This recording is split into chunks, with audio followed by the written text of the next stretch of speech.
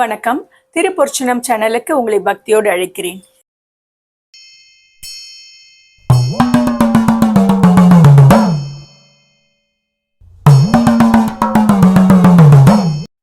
கழுமர மேடையில இவரை கொண்டு போய் நிறுத்தின உடனே அவர் என் செயல் எதுவும் இல்லை, எல்லாம் உன் செயல்னு நான் உணர்ந்துட்டேன். இங்க நான் நிக்கிறதோடைய காரணம் இந்த பிறவியில நான் செஞ்ச வினையோ இல்ல அதுக்கு முன்னாடி நான் செஞ்ச வினையோன்னு பாடுறாரு. அந்த கழுமரம் தீப்பிடிச்சு எரியுது.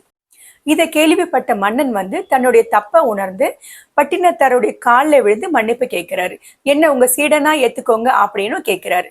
பட்டினத்தாரும் மன்னராகிய அந்த பத்ரகிரி அவரை தன்னுடைய சீடனா ஏத்துக்கிறாரு. நீ திருவிடை மருதூருக்கு போ அப்படின்னு சொல்லி அவரை அனுப்பிச்சிட்டு இவர் காசி, ராமேஸ்வரம் மற்றும் பல கோயிலுக்கெல்லாம் போயிட்டு திருவிடை மருதூருக்கு போறாரு. திருவிடை மருதூர்ல மேல் கோபுர வாசல்ல பட்டினத்தாரும் கீழ் கோபுர வாசல்ல பத்ரகிரியாரும் இருந்து பிச்சை எடுத்து சாப்பிட்டு சாமியை கும்பிட்டு அப்படியே இருந்துட்டு இருக்காங்க. பத்ரகிரியார் கூடவே ஒரு நாய் இருக்கு. பத்ரகிரியார் அவர் பிச்சை எடுத்து அதை பட்டினத்தாருக்கு கொடுத்து அதுக்கு பிறகு அந்த நாய்க்கு கொடுத்து தானும் சாப்பிட்டு இப்படி வாழ்ந்துட்டு இருக்காங்க. பட்டினத்தார சோதிச்சு பார்க்கணும்னு நினைச்ச இறைவன் அவர்கிட்ட யாசகம் கேட்கிறாரு.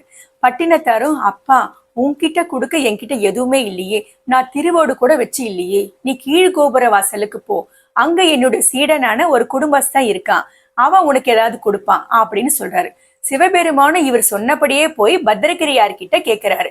அவரும், அடடா, நான் இந்த திருவோட வச்சு கூடவே ஒரு நாயை வளர்த்துட்டு இருக்கேனே அப்படின்னு சொல்லிட்டு அவர் அந்த திருவோட கீழே போட்டு உடைக்கிறாரு. அந்த ஓடு பட்டு அந்த நாய் இறந்து போயிடுது.